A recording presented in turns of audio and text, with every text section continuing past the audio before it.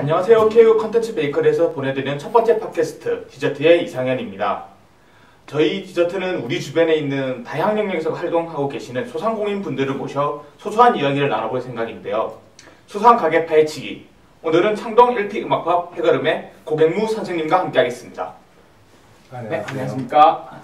네, 안녕하세요. 네, 이제 첫 번째 이제 저희가 이야기 들어가기 앞서서 이제 가게 이름이 해걸음이지 않습니까? 네. 해걸이라는 표현을 제가 생소한 표현인데 이게 어떤 의미가 있는 건가요? 해그럼 순수한 우리말이죠. 네. 특히 저녁 무렵 네. 또 시간상으로 표현되는 그런 순수한 우리말이라고 할 수가 있습니다. 특히 예전에는 땅금이라는 표현도 많이 썼는데요. 네. 많이 부른 것 노을이나 항온, 석양 이런 말들은 소위 그 현상을 나타내는 네. 모습이고, 네. 그 해그럼이라는 건 저녁 무렵, 해질 무렵이라는 순수한 우리말로 되어 있습니다. 그래서 네. 가게 이름 자체가 해그럼일 때 네. 가볍게 한잔 할 수 있나 그런 조건이죠. 네. 저녁 물어. 네. 사실 해걸음 이게 알아보면서 제가 어쩌다가 인연이 닿아서 지금 요즘 거기서 일까지 하고 있습니다. 근데 이제 제가 해걸음에서 이제 한 5일 정도 일했는데 느낀 건데 약간 손님들과 사장님들과의 커뮤니케이션이 좀 여타 가게들과는 많이 다른 것 같았습니다. 이게 어떤 차이가 있는 건가요? 보통 가게에서 손님을 맞이할 때는 네. 가장 예의를 갖춰서 네. 손님을 반듯하게 맞이해야 네, 손님 되는 오면 게 딱 나서 인사하고 네, 그런 식으로. 그렇죠. 그렇게 해야 되는 게 가장 올바른 행동이라고 볼 수 있는데 네. 저희 가게는 벌써 40년 가까이 됐거든요. 그리고 그 손님과 저희들 입장에서는 그건 단순한 관계가 아니고 네. 편안한 집안에 들어오는 네. 그런 그 분위기로 그 손님들이 오시기 때문에 네. 꼭 자기 집에 들어오는 네. 주인장처럼 이렇게 느낌을 받는 모양입니다. 네. 그리고 대부분의 손님들이 그 반가운 인사 대신에 네. 자기가 예전에 즐겨 들었던 음악을 인사 대신으로 네. 추억을 찾아오는 그런 느낌으로 네. 그런 음악을 먼저 들려줌으로 인해 가지고 네. 그 손님들이 나를 반겨주고 네. 나를 기억하고 있구나 하는 생각이 절로 들게끔 그런 형태로 인사법을 대신하고 있습니다. 확실히 좀 정통이 있는 가게다 보니까 거기에 맞는 이제 손님과의 커뮤니케이션도 색다른 것 같습니다. 이제 선생님이 LP 음악법 운영하고 계신데 사실 저희 또래 친구들에게는 LP판 음악 이런 거는 사실 좀 생소합니다. 왜냐면 저희 때가 아닌 게 낯설죠 아무래도. 그래서 저는 LP판 음악이라는 게 정확히 어떤 건지 알려주시겠습니까? 원래 LP라는 그 말 자체는 네. 녹음 방식을 뜻하는 겁니다. 네. 원래 정식으로 표현을 할 것 같으면 레코드판, 레코드라는 표현이 맞겠죠. 네. 그래서 모든 앨범의 자켓에 보면은 그 발매된 회사 이름에 무슨 레코드 네. 이런 식으로 되어 있습니다. 그래서 그 레코드를 만드는 회사에서 레코드사 이런 식으로 되어 있는데 네. 들어본 것 같아요. 그게 우리가 LP 방식으로 된 롱 플레이어라 해가지고 네. 한 음반에 여러 곡들이 수록이 되어서 네. 여러 곡을 들을 수 있는 조건으로 되었다 해서 우리가 LP라는 표현을 쓰거든요. 네. 근데 이제 이 자체는 하나의 녹음 방식이고 네. 한 판에 한 곡을 들을 수 있는 거는 네. SP 그렇게 표현을 하고 있어요. 그래서 SP판과 이제 LP로 나누는데 특히 SP판 같은 경우는 네. 실질적으로 예전에 유성기 음반으로 보시면 참 좋겠습니다. 그 유성기 네. 기계들에서 한 것부터 네. SP 그렇게 썼던 네. 거군요. 그래서 돌아가는 속도가 네. 서로 틀리다고 봐야죠. 그러니까 한 판에 한 곡을 빠른 시간 내에 돌리게 하려면 네. 빠른 속도로 돌려야 되겠죠. 그럼 이제 보통 요즘 카페나 펍들은 사실 최신 가요들이 이제 많이 틀어지지 않습니까? 근데 이제 해걸음 같은 경우는 이제 LP 음악만 역시 고집하고 있는데 이것도 또 어떤 특별한 이유가 있으신 거예요? 우리가 소위 뭐 아날로그 음악, 네. 디지털 음악 이런 식으로 표현을 하고 있는데 네. 실제로 우리가 감성적으로 가장 편안하게 들을 수 있는 네. 음반이 바로 그 LP에서 흘러나오는 네. 그 소리가 가장 우리 인간 뇌파에 크게 도움이 된다고 봅니다. 이거는 이제 과학자들이 그 소리에 대한 실험에 의해 가지고 네. 증명이 됐다고 하는데 네. 그 LP 음악으로 듣는 식물, 네. 그 다음에 CD로 듣는 식물, 그 다음에 요즘 같이 MP3 형태로 듣는 그 식물을 비교했을 때 네. 가장 성장이 잘 되고 네. 야무지게 자라고 있는 식물이 LP 음악을 들었던, LP 소리로 들었던 네. 그 식물이 완벽하게 성장을 하고 있더랍니다. 싫어했을 때. 네. 네. 그래서 실제로 LP 음악은 사람들 감성에 상당한 도움이 되고 실제 명상이라든지 그 요가를 하는 과정에 네. 있어서는 그 LP 음악을 틀지 않고 CD나 다른 디지털 음원으로 들었을 때는 아무런 효과가 없다고 봐야죠. 아, 확실히 저 이제 일하면서 항상 가게 음악을 듣고 있다면 가끔씩 이제 LP판이 없는 곡들을 들을 때랑 확실히 LP판으로 나온 곡들을 들을 때 그 차이가 좀 느껴지는 것 같습니다. 확실히 소리가 뭔가 디지털 음들은 너무 소리에 너무 세게 나온다고 해야 되나? LP만큼 막 부드러운 느낌은 확실히 아니라는 걸 제가 요즘에 느끼고 있긴 합니다. 이제 가게 운영하신 지가 제가 알기로 이제 한 11년? 10년 정도 된 걸로 알고 있는데 그동안 뭐 겪었던 특별한 손님이라든가 재밌었던 에피소드 같은 게 있으신가요? 제가 그 일을 그 운영을 하기 전에 네. 먼저 이제 그 가게가 1979년 네. 그 시점부터 시작을 해가지고 지금 현재까지 오는데요. 앞에 분이 한 29년 정도 이렇게 잘 꾸려 오셨어요. 네. 그러니까 이제 그분이 이제 몸이 안 좋아지는 그 과정에서 이런 좋은 가게가 그 창동 안에서 없어질 수 있는 그런 안타까운 사연이 있었죠. 그래서 그런 부분을 최소한 그 한 지역에서 좀 하나의 제대로 된 그런 음악 카페가 제대로 있었으면 하는 그런 마음이 앞서가지고 제안을 받았을 때 바로 시작을 하게 된 겁니다. 정말 됐네요. 11년 올해로서 이제 11년 가까이 됐는데 실질적으로 그 일을 하는 과정에서는 좀 여러 가지 뭐 우여곡절도 있었지만 지금은 오히려 좋은 추억거리로 남아 있습니다. 확실히 말 그대로 이어지는 과정에서 있었던 그 모든 거 다 이제 해그름의 역사 그리고 거기에 남아 있는 여전한 추억들. 그러니까 가게가 지금 인테리어나 물건들 그런 것도 다 40년 전 그대로 있지 않습니까? 네, 맞아요. 그 이제 해그름의 역사로서 남아서 이제 거기서 많은 분들이 찾게 되는 이유가 될 것 같은데, 혹시 좀 LP 음악들 이제 사실 듣기 약간 좀 올드하고 촌스럽다는 편견도 좀 생기지 않습니까? 하지만 그래도 그만큼 이제 오래된 만큼 이제 특별한 에피소드, 음악 자체에 대한 에피소드들도 있을 것 같은데, 사장님이 뭐 특별히 기억하시는 에피소드 같은 게 있는지 한번 묻고 싶습니다. 여러 가지가 있어요. 네.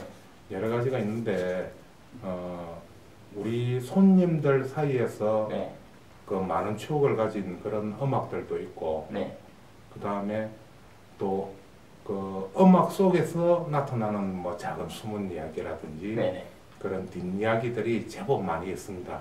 그 중에 일단 우리 손님에 관련된 이야기를 하나 먼저 들려드릴게요.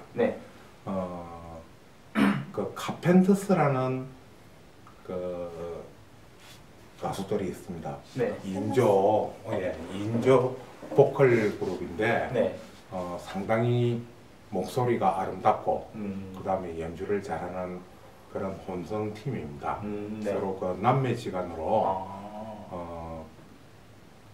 오빠 리차드, 그 다음에 동생 카렌 이렇게 해서 카펜터라는 그 성을 가진 그래서 소위 말해서 우리나라에서 그 번역이 될 때는 목수들이라는 그 카펜터라는 뜻이 목수라고요. 그래서 카펜터스, 목수들이라는 그런 좀 우리가 들으면 좀 웃기는 그런 그 번역으로 하는데 오히려 카펜터스라는 원래 명으로 하면은 상당히 그 이미지가 훨씬 나아지는 그런 것 같아요. 건데 실제로 그 노래에 얽힌 손님의 특별한 손님이 있었어요. 네.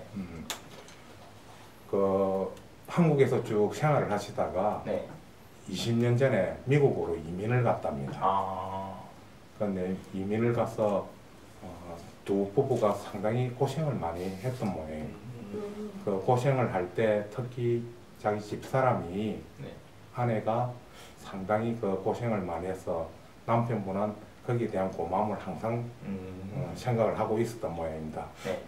그 2년 전에 이 고국에서 동창 모임이 있었다고 그러는데 그 동창 모임에 자기가 이렇게 이제 친구들하고 올려가지고 자기가 옛날에 주로 다녔던 창동 골목을 이렇게 네. 여러 차례 돌아봤다고 그래요. 그런데 실제로 자기가 예전에 그 모습들은 하나도 다 없고 네. 유일하게 자기 눈에 들어오는 거는 예전이나 지금이나 똑같은 모습 해그릇만 네. 그렇게 눈에 비치더랍니다. 그 네. 골목에 있는 입간판인 해그릇 네온 간판이 네, 예전 그대로 있지 않습니까? 그게 40년 전 오픈 당시의 모습 그대로 있다 보니까 자기는 상당히 감명적이고 와닿았던 거예요. 추억이네. 네. 그래서 친구들하고 거기로 가자 하니까 네. 자기도 모르는 척하면서 따라 올라왔는데 네. 실제로 안에 들어왔을 때 똑같은 모습으로 네. 있으니까 자기는 굉장히 감명스러웠답니다. 단지 그 예전에 그 사장과 네. 저희 모습이 차이가 나고 그 들려놓는 음악은 네. 예전 그대로 네. 또 예전의 모습 그대로 네. 이렇게 되다 보니까 상당히 자기 입장에서는 반가운 그런 마음이 들었는데 네. 그때는 여러 친구들하고 같이 있다 보니까 네. 나름대로 뭐라고 이렇게 표현을 못 하겠고 네. 또 네. 자기 신청곡도 못 하는데 그때도 순간적으로 카펜터스의 노래가 하나 흘러나오더랍니다. 아, 네. 그래가지고 이제 그 모임을 마치고 연애 다시 미국으로 들어갔는데 집에 가서 자기 아내 보고 아직도 마산 창동에 네. 해그름이 그대로 있더라. 당신하고 내하고 그 결혼 직전에 연애를 많이 했던 연애 장소가 해그름이었는데 그 장소가 그 모습 그대로 있더라 하니까 네. 자기 집 깜짝 놀라더랍니다. 그래 언제 다시 한국에 나갈 기회가 있으면 같이 가보자. 네. 그런 형태로 약속을 했었는데 바로 그 다음 해인 작년이죠. 네. 그 어머니 기일이 돼가지고 이렇게 다시 한국에 올 기회가 있었답니다. 네. 그때가 바로 그 설 전이었는데 네. 그때도 뭐 일이 있어가지고 같이 놀 수가 없었대요. 그래 남편분과 본인 혼자만 아. 이렇게 놀다 보니까 굉장히 안타까웠답니다. 네. 그래가지고 이제 제사를 다 지내고 이제 내일같이 다시 미국으로 들어가기 전에 그 한번 가보자 싶어서 자기 혼자 이렇게 찾아오는데 문을 여는 순간에 그 카펜터스의 그 Yesterday Once More라는 그런 곡이 딱 현관문을 열자 그 노래가 바로 귀에 들려온다고 그래요. 그러니 저도 그 순간에는 몰랐는데 막상 들어와서 자기가 자리에 앉고 막 눈물을 흘리는 겁니다. 우연이었는데 그 마침 그 자기를 위한 곡처럼 그런 느낌이 막 들었대요. 어떻게 그 노래를 기억을 하고 있으면서 그때도 그 노래를 시켰는데 저를 알고 시켜준 그때는 제가 조금 그 약간 MC를 쳐서 그 소위 말해서 뭐 그 거짓말 아닌 내 나름대로의 순간 기지로 발휘해서 그렇다 하고 선의의 거짓말을 했죠. 그러니까 더 감동스러웠던 거예요. 그렇죠. 그 자리에서 이제 자기가 눈물을 쏟고는 자기 약속을 하나 했어요. 오랜 시간 앉아 있지는 못했지만 그동안 자기 그 미국에 간 이민 생활과 그다음 자기 아내에 대한 이야기, 그다음 한국에 있을 때 자기가 어떤 모습으로 있다가 갔다 그런 이야기를 짧은 시간 안에 막 설명을 해주시더라고. 나름대로 제가 들어봤을 때도 상당히 감동스러웠는데 자기가 그것도 $100 지폐에 자기 아내 이름을 적으면서 요즘 그 거미의 그 OST 곡 제목에 보면은 네. 죽어도 좋아. 그런 식으로 표현을 써서 $100 지폐에다 그렇게 적어 놓더라고요. 그러면서 제가 앉은 맞은편 벽에 네네. 그 지폐를 붙여 놓아 달라고. 그러면은 그 늦어도 3년. 네. 아무리 또 더 늦어도 네. 5년 안에 네. 꼭 이 자리에 집사람하고 네. 아내하고 같이 와서 네. 그 노래를 꼭 듣겠습니다 하고 그때도 꼭 붙여놨으면 좋겠습니다 하더라고. 감동적이네. 네, 감동적이네. 그분이 보는 앞에 제가 이제 바로 붙였죠. 그래 이제 바로 이제 움직이고 나서는 그 다음날 제가 이제 그냥 단순한 약속이 아니기 때문에 자그마한 검정 액자에다가 그 지폐를 딱 넣었어요. 그래가지고 그 자리에 붙여놨죠. 네. 그래놓고 이제 자기가 그 미국으로 출국하기 전에 네. 다시 저한테 전화가 왔어요. 그 다음날 저녁에. 네. 자기가 그 모습이 생각이 났던 모양이라. 한편으로 이 남자는 대부분 그 술 한 잔 들어가고 난 뒤에 어떤 행동이 일어나면 그 다음날 좀 후회하게 되죠. 네. 그러니까 굉장히 쑥스러웠던 모양이에요. 네. 그래서 그걸 사장님이 치우고 써도 됩니다. 단지 그 마음만 그대로 가지고 가겠습니다 하는데 제가 그랬어요. 그 액자로 만들어서 걸어 놓았습니다. 다시 이거 아내분하고 같이 오시게 되면은 그 당신의 사랑하는 마음을 아내에게 꼭 전달해 주십시오. 제가 그때 그걸 두 분에게 드리겠습니다. 자기가 더 감동스러워하더라고요. 그런 연유가 있는 노래도 바로 그 카펜터스의 노래도 있었고요. 네. 이제 작년에 오셨으니까 이제 2년밖에 안 남았네요. 2년 뒤에는 꼭 오시길 바랐습니다. 저도 빨리 오기를 항소고대합니다. 나오시다 오시면 더 좋을 것 같습니다. 그럼 이제 손님 말씀 노래 또 특별한 에피소드 있는 노래 어떤 게 있을까요? 그러면 뭐 내가 한 두어 가지 정도 이렇게 노래에 얽힌 이야기를 이렇게 설명을 해드릴 건데 여기에 그 첫 번째로 제가 이야기하고 싶은 게 우리가 지금 이번 4.27 그 남북 정상회담 이전에 그 북으로 가서 우리 그 공연단의 노래를 불렀죠. 많이 들었습니다. 그 공연단의 그 조용필이라는 아주 걸출한 우리 잘 아는 가왕이라는 조용필도 거기에 참가를 했잖아요. 그 가왕 조용필이 불렀던 돌아와요 부사랑 그 노래를 제가 좀 소개를 해드릴까 싶습니다. 원래 돌아와요 부사랑 우리가 일반적으로 조용필의 노래다 이렇게 잘 알고 있죠. 또 국민 가요로서 널리 알려지고 심지어 응원가로도 야구팀 응원가로도 많이 알려져. 그런데 사실은 이 돌아와요 부산항 이 자체는 리메이크 곡이다 하는 걸 나중에 조용필도 선언을 합니다. 실제로 원곡은 우리 바로 인근에 있는 통영의 노래라고 할 수 있습니다. 그럼 그 부른 가수분도 통영분이에요 혹시? 그 이제 왜 통영의 노래냐 하면은 노래 제목 자체가 돌아와요 충무항이라는 그런 원곡의 제목이 있습니다. 충무 조금 생소하죠? 처음 들어보는. 원래는 통영인데 박정희 대통령 시절에 그 행정구역을 통영에서 충무로 바꿨습니다.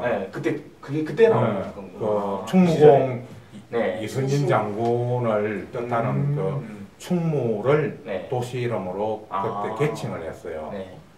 그런데 이제 지금은 다시 통영으로 돌아왔죠.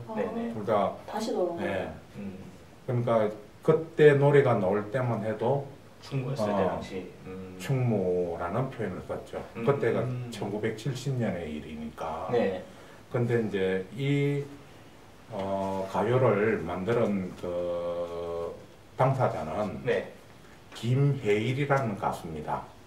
그 김혜일이라는 가수가 원래 작사를 해서 그 황선우라는 작곡가에게 네. 그 의뢰를 하죠. 그래 이 가사에 맞춰서 네. 노래를 한 곡 만들어 주세요 하니까 자기가 봐도 참 내용이 좋거든요. 그래서 그 도로요 부산항의 작곡자와 똑같은 사람입니다.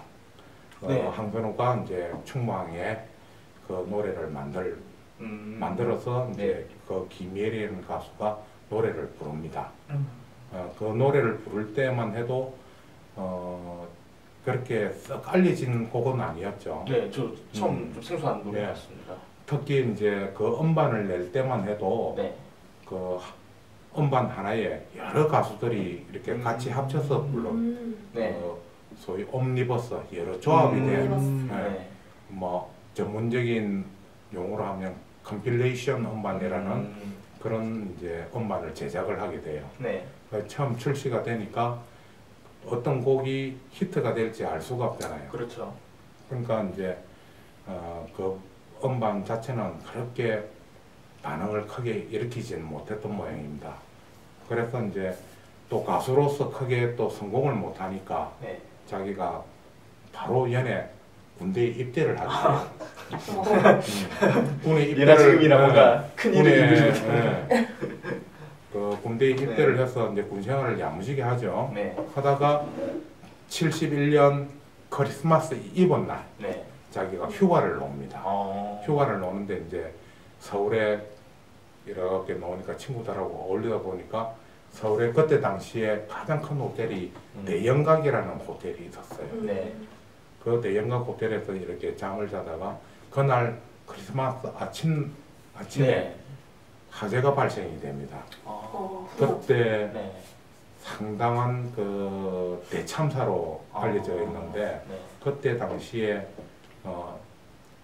수많은 가수들이라든지 밴드들이 또 거기서 나이트클럽에서 또 그전에 크리스마스 이브 날 이렇게 공연도 하고 있을 때니까 여러 그 불이 났을 때는 대형 참사가 일어날 수밖에 없던 그런 적입니다. 특히 뭐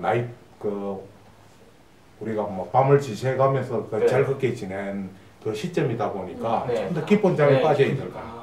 그러니까 아침에 불이 나버리니까 사람들이 대피를 할 수가 없어요. 그때 그 화재로 인해 가지고 그 김혜일이라는 가수도 죽음을 맞이하고 여러 그 희생자들이 백수십 명 넘게 되는 희생자가 나버렸습니다. 그러니까 제가 그 어린 시절에 TV로 그게 생중계될 정도로 큰 화재 참사였는데 실질적으로 그 화재로 인해 가지고 그 가수가 죽게 됐어요. 그러다 보니까 그 음반도 크게 유행이 안 되고 그다음에 그 가수도 이제 절명을 해버렸으니 이제 그 노래는 그냥 유명무실화 됐겠죠. 붙여버린 맞아요. 우리 뭐 보통 표현한 게 사냥되었다. 그렇죠. 그러고 있는 한 2년이 지난 시점에 그 황선우라는 작곡가가 이 곡이 너무 아깝단 말이죠. 그렇죠.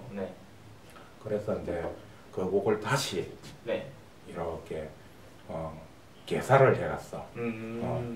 노래 제목도 바꾸고 돌아와요 부산항이라고 바꾸고 그 안에 있는 가사 내용도 단어를 특히 1절 같은 경우에서는 단어를 단어만 바꿉니다. 그 단어만 바꿔가지고 조용필에게 그 노래를 주게 돼요. 이제 그런 사연은 조용필이 저부터 모르고 있으니까 그 노래를 불렀어요. 그런데 이제 조용필도 그때 당시에서는 거의 김혜일이 불렀던 그런 스타일로 노래를 했죠. 그러고 있다가 이제 다시 그 가사 내용도 조금 일부 또 수정을 하게 됩니다. 그리고 이제 또 그걸 재차 이제 발매를 했을 때도 그렇게 반응이 안 나타나니까 리듬을 반박자 정도 빠르게 이렇게 다시 편곡을 해요. 그때 75년도에 새로 나왔던 그 돌아와요, 좀 빠른 템포의 돌아와요 부산항해가 이제 뜨기 시작했다는 거죠. 그때 시점이 어떤 시점이었냐면은 그 조총련계 제일 교포들이 모국 방문을 한다고 그때 그런 붐이 있어서 이 한국을 방문하게 된 겁니다. 그 시점에 그런 노래가 탁 울려 퍼지니까 자기들을 위한 노래처럼 딱 부산항을 통해 돌아온 그 제일 교포들이 그때 이제 가사 내용도 님이라는 표현에 형제로 바뀌어버렸거든요. 떠나간 우리 민족 형제들이 돌아온 자기들만 알고. 그래서 이제 실제로 조용필은 그 노래가 그렇게 유행을 하고 있는지도 몰랐답니다. 그런데 이미 세간에서는 그 노래가 확 퍼지기 시작했죠. 특히 일본어로 더 알려지기 시작했었어요.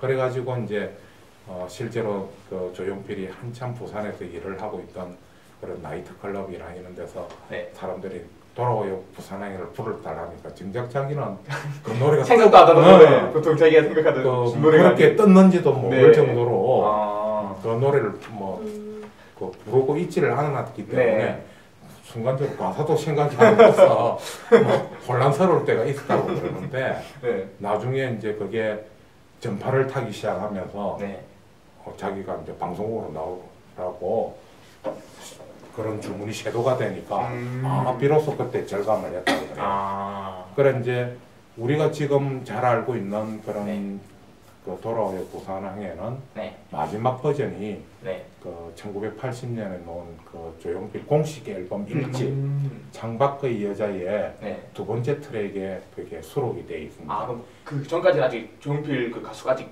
공식 데뷔한 그런 것도 아니었죠? 그 데뷔는 일찍 했지만 이제 그 과정에서 자기 그 돌아와요 부산항해라는 그 자체가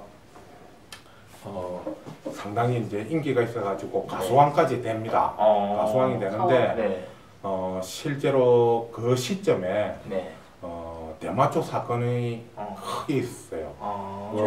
거의 연예계에서 그 대마초 사건에 연루되지 않는 사람이 없을 정도로 그냥 다 조사가 들어간 거예요 그 당시. 소위 담배만 피우고 있어도 대마초 핀다는 그런 소문이 날 정도로 모든 가수들은 대마초를 피운다 할 정도로 거기에 연루가 돼가지고 방송 출연 금지, 활동 금지가 다 되는 바람에 몇 년간 활동을 못 하고 있죠. 그래놓고 이제 자기가 해금이 된 1980년부터 본격적인 음악 활동을 재개를 할 때 비로소 이제 지금의 목소리로 따듬어서 공식 앨범을 냈던 게 1집으로 치고 있습니다. 그래서 우리가 데뷔 앨범과 공식 앨범은 차이가 거기서 나는 겁니다. 그러니까 이제 말이 이제 그쪽으로 조금 더 흘렀는데 실제로 이제 그 조용필이 이제 그렇게 해서 돌아와요 부산항이 뜨니까 이제 모든 사람들이 조용필의 돌아와요 부산항이라 그 노래가 조용필 노래로 이제 인지가 되어버렸죠. 그래서 2000년대까지 이렇게 흘러갑니다. 흘러가는데 어느 날 갑자기 이 음반이 발견이 돼요. 그 김혜일이 첫 음반을 냈던 그 옴니버스 컴필레이션 음반이 이렇게 친구 집에서 엄청나게 발견이 됩니다. 그래 그 음반이 그 예전에는 없는 줄 알았어요. 다 파기가 되거나 없는 줄 알았는데 그게 어떻게 놓냐면은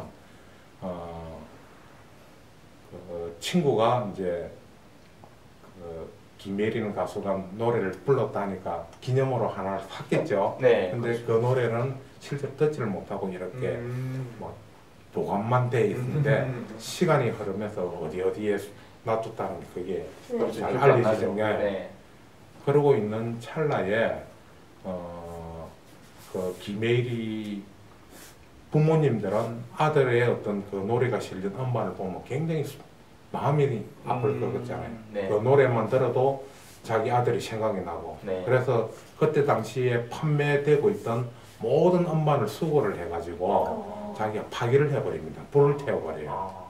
아들을 더 이상 생각을 안 하려고. 그러다 보니까 그 음반이 없는 겁니다. 물론 뭐 유행을 했다면 여러 사람들이 또 지니고 있었겠지만 실제로 그런 조건도 아니었기 때문에 대부분의 이제 음반 가게에 있던 레코드를 다 태워버린 거죠. 그러니 이제 그 노래가 알려지지를 않았다는 거죠. 그런 상황에서 이제 그 음반이 친구 집에서 발견이 된 거예요.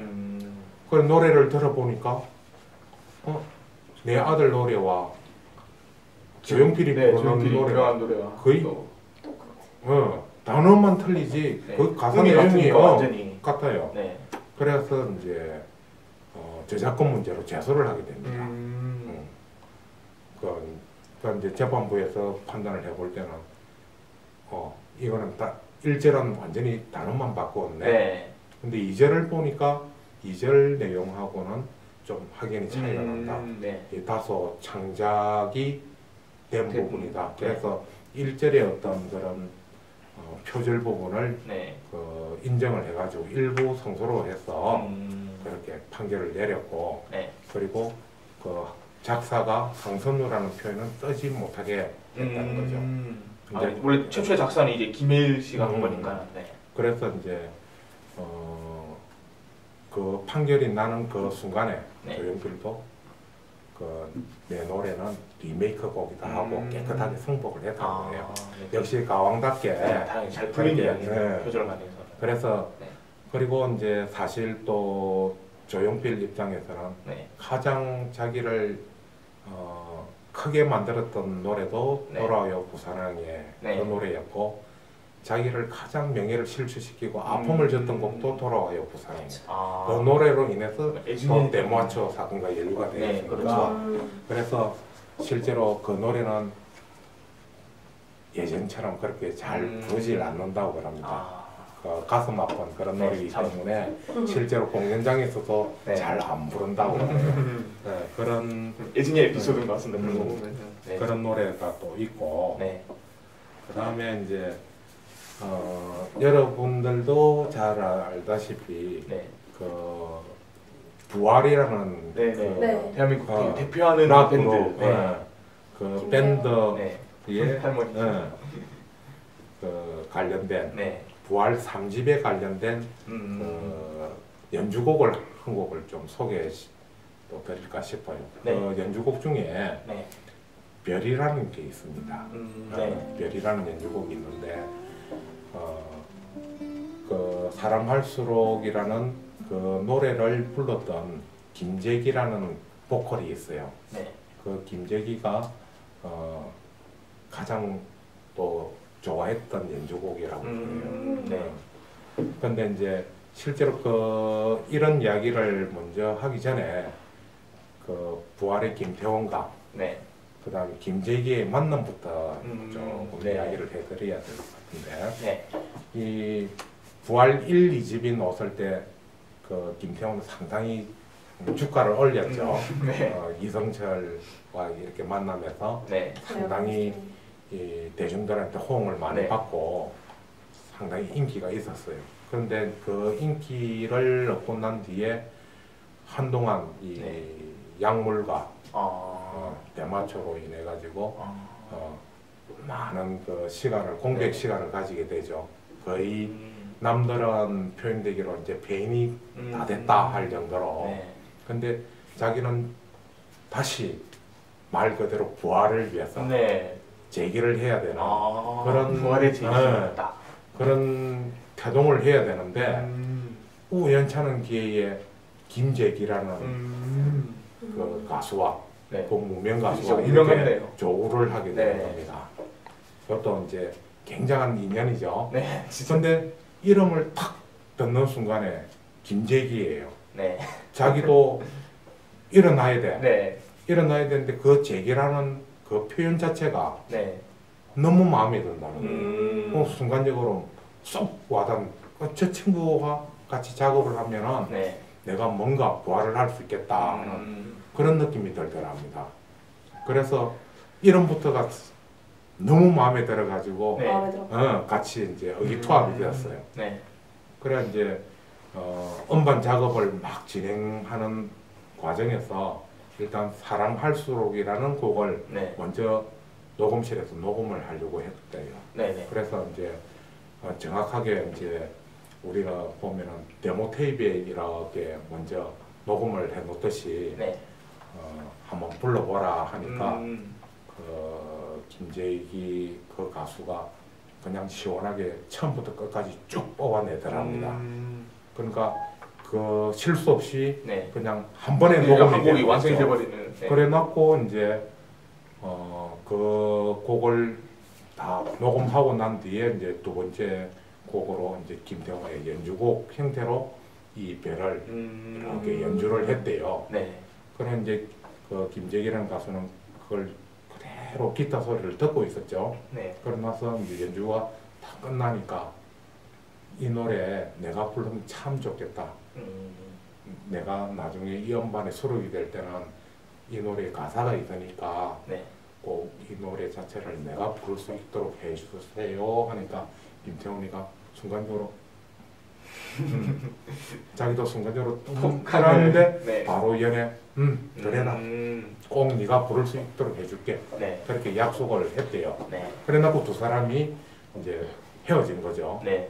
근데 이제 한밤중에 새벽이 된 한밤중에 느닷없이 김재기가 죽었다는 이야기가 딱 들려옵니다. 멀쩡하게 나간 네. 사람이었는데 그렇죠. 그때 이제 그 먼저 김태훈이한테 김재기가 전화를 했었어요. 네. 형, 내 지금 주차비가 없어가지고 내가 길가에 차를 세워놨는데 네. 이 차가 견인대에 갔다. 그 견인비를 이렇게 좀 내어줬으면 좋겠는데 돈이 없나 하고 전화하고 그때 김태훈 입장 빈털을 테는 그렇죠. 제기하듯이 한참 제기하려던 시기. 그래가지고 내 구해볼게 하는 그 사이에 그 통화가 마지막이었다고 해요. 근데 이제 그 순간에 김재기가 어떻게 해가지고 네. 그 차를 다시 네. 이렇게 타고 갈 수 있는 조건을 만들었답니다. 네. 그래 이제 그 새벽에 자기 보면은 이제 이 무명 가수들은 여러 곳을 다니면서 네. 노래를 불러야 되죠. 공연을 해야 되죠. 그런 과정에서 이제 자기가 용인인가 어딘가 이렇게 움직이고 있는 과정에서 네. 교통사고로 사고가 크게 났던 모양이에요. 그래 분명히 녹음실에 다음날 와야 되는데 네. 안 오고 이러니까 네, 그 심지어 나가고 나서도 통화를 한 번 더 했는데도 불구하고 그 김재기가 죽었다, 교통사고 죽었다는 소식을 듣게 되니까 상당히 충격적이었죠. 그렇죠.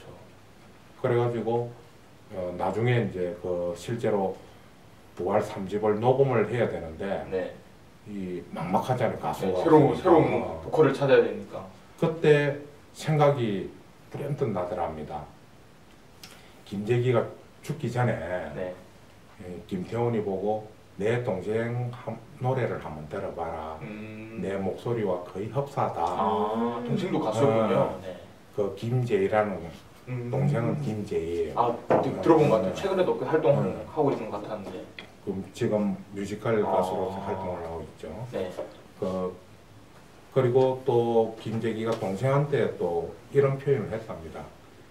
내가 만일 무슨 일이 생기면은 네.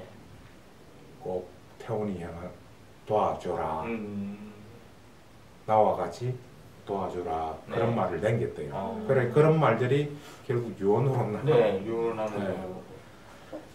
네. 이제 그런 상황에서 이제 김태훈 입장에서는 그 음반에 김재기 목소리를 담고 네. 싶잖아요. 근데 그 데모 테이프에 실수 없이 녹음이 그대로 되어 있기 때문에 그 음반에 그대로 수록을 했답니다. 테이프에 있는 음원을 그대로 옮겨 놓았어요. 그래 놓고 이제 그 다른 곡들은 연주곡 형태, 특히 이제 별 같은 경우는 김재기에게 주기로 약속을 했기 때문에 나중에 그 연주만 해서 그 김태훈이 허밍만 하는 그 부분만 들어가 있어요. 그렇게 해서 연주곡 형태로 갔는데 이 한 11년이 지난 그 시점에 네. 갑자기 그 별이라는 연주곡을 노래로 이렇게 불렀으면 좋겠습니다 하고 의뢰가 들어오는 거예요. 그리고 다른 가수한테서 온 건가요? 네. 이제 가수라기보다는 네. 영화 내 머릿속에 지우개라는 영화 있었죠. 네. 거기에 이제 그 OST 곡으로 녹음을 했으면 좋겠다고 그렇게 영화 감독이 이렇게 제안을 합니다. 그런데 이제 김정인 가만히 들어보니까 이거는 김태훈 입장에서는 내가 사랑하는 김재기한테 주기로 약속한 곡인데 어떻게 다른 사람한테 부르게 할 수가 없다. 자기가 그렇게 아주 깊게 생각을 하고 있던 모양입니다. 그래서 거절을 해요. 그럼 몇 번을 찾아옵니다. 그때마다 다 거절을 했었는데 어느 날 갑자기 그 가수를 한 명 데리고 오는 거예요. 그래 그 가수가 누구냐면은 그때 당시 2000년도에 그 하동균하고 같이 멤버로 있던 그 원티커라는 그런 그룹 있었는데 거기에 이제 서재호라는 가수를 이제 데리고 온 거예요. 그리고 이 친구 노래를 한번 들어보세요 하고 노래를 이렇게 김태훈이 듣다 보니까 너무 마음에 드는 목소리로 부르는 겁니다. 그래서 자기도 나름대로 고민에 빠지는 거예요. 노래로 만들어서 들려줄 것인지 아니면 또 한 번 더 고사를 해야 될 것인지 그래서 고민에 빠지고 있을 때 자기 꿈에 김재기가 나타나더라고요. 그 곡을 생각하다 보니까 깊게 생각했으니까 이제 나타났죠. 그러면서 형 이 노래를 노래로 만들어서 많은 사람한테 들려주세요 하고 그런 옥생시와 같은 그런 꿈이 꾸이더랍니다. 그래서 김태훈은 바로 다음날 그러면은 노래 작업을 하자. 그래가지고 허락을 하죠. 그래서 이제 그 약속을 다 하고 이제 노래 작업 이제 내일같이 녹음을 할 건데 또 서재호라는 친구가 교통사고 죽었다는 소식이 딱 들려오는 겁니다. 근데 그게 날짜가 희한해요. 똑같아요. 김재기가 죽었던 날과 서재호가 죽었던 날 그리고 시간대가 너무 흡사하더라는 거예요. 그것도 8월 11일 만 11년이 지난 그러니까 93년도 8월 11일 날 김재기가 교통사고로 새벽에 죽었는데 서재호도 11년이 지난 2004년 8월 11일 새벽에 교통사고로 죽었다는 겁니다. 그래서 완전히 혼란스러웠어요. 그렇죠. 도대체 이게 무슨 일이고 참 우연의 일치라고는 너무 무섭고 잔인한 일들도 그래서 결국 이제 그 노래를 녹음을 못하게 되죠. 그때 결국 연주곡 형태로 해서 그 같은 멤버였던 하동균이 허밍으로 곡을 끝내고 결국은 이제 영화 내 머릿속에 지우개 그 마지막 엔딩 부분에 그 연주곡이 들어갔다고 그래요. 그런 사연이 있는 곡이다 보니까 그 김태훈의 입장에서는 그 곡을 달리 이제 해석을 하는 거죠. 자기 그 별이라는 연주곡은 자기의 어떤 영광스러웠던 예전의 그런 모습하고 그 다음에 또 그 불기의 객이 돼버린 그런 그 뮤지션들 소위 그 요절한 그런 그 안타까운 그 뮤지션들을 위한 하나의 건전곡으로서 그렇게 대신하고 싶다고 그렇게 토로를 했다고 그럽니다. 그런 뭐 그런 한 이야기가 또 얽혀 있는 연주곡의 대표곡이라고 볼 수가 있죠. 예전 노래들의 뮤직들이 굉장히 좀 흥미롭고 나는 감명 깊은 이야기들이 많은 것 같습니다. 이제 또 이제 음악 얘기와는 또 다르게 이제 저희가 선생님께 묻고 싶은 질문이 하나 있습니다. 요즘 노래들 보면 이제 과거에는 이제 번안곡이라 해서 해외곡을 이제 우리말로 바꾼 곡, 이제 또 최근에는 이제 표절곡이라 해서 이제 변화는 진짜 원곡 그대로 쓴 건데 표절은 이제 작곡가들이 자기들은 표절하지 않았다 대체로 그러면서 이 한다는 말을 이제 또 요즘은 이제 워낙 많은 음악들이 있기 때문에 이제 완전 새로운 음악이란 건 없다 이런 식으로 하면서 자신들이 이렇게 변호하고 하는 게 있는데 혹시 그 번안곡이나 표절곡 관련해서도 어떤 이야기가 있는 건가요? 예전에 우리 가요들 보면은 네. 대부분 그 포크송이 한참 유행을 할 때 번안 외국의 팝들을 되게 많이 들었었죠. 이제 번안을 해서 이제 그 나름대로 우리와 이렇게 정서에 맞는 그런 노랫말로 해서 이렇게 번안 곡들이 제법 많았었어요. 뭐 우리한테 많이 알려지는 그 박인이라는 가수도 그렇고 그 여러 가수들이 그 다음에 또 트윈플리오 같은 경우 그런 가수들이 그 번안을 해서 많이 부르는데 그때 당시만 해도 저작권이라는 표현들이 약했죠. 대중들에게도 전혀 없었으니까 그렇게 묻혀갔었어요. 근데 이제 80년대 중반부터 해서 90년대 그 다음에 초기까지 그때는 그 일본 노래들이 많이 이제 표절이 돼가지고 꼭 우리 곡처럼 이렇게 알려져 있던 시절이 있었습니다. 지금 우리가 들어봐도 꽤나 유명했던 그런 곡들이 많았는데 지금은 사실 대놓고 틀기가 힘들 정도예요. 그렇죠. 그리고 이제 실제로 일본과 우리가 정식으로 문화 교류가 돼가지고 이렇게 서로 모든 음악들이 공유가 될 때는 정식으로 서로 합의하에 그 저작권 문제 없이 이렇게 노래를 리메이크해서 실제로 일본 가수들이 원곡을 불렀던 것보다 우리 가수들이 더 잘 부르고 가사 내용도 더 우리한테 맞는 그런 노래들이 지금 많이 알려져 있죠. 그런 또 추세고 특히 이제 지금에 와서 가장 큰 이슈가 됐던 전인권의 걱정 말아요 그대 그 노래가 엄청나게 응답한 그 노래가 한때 우리한테 신경을 많이 올려주고 기운을 내게 해줬던 그런 곡이었는데 원래 그 노래는 2004년에 그 자작곡이 되어서 처음 발표가 됐는데 그 시절만 해도 그 노래가 그렇게 될 거라고 우리들한테 많이 알려지지 않았죠.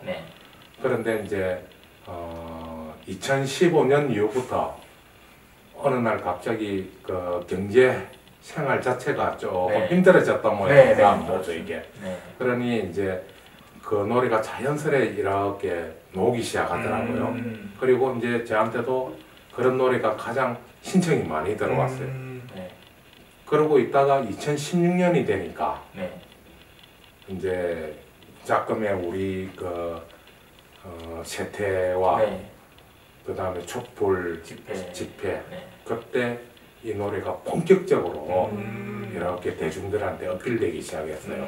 그러니까 사실 이 노래가 만들어진 지 한 12년 그러니까 뭐 가볍게 표현하면 뭐 10수년 만에 본격적으로 우리한테 알려지면서 이 노래 뜨기 시작했다는 거죠.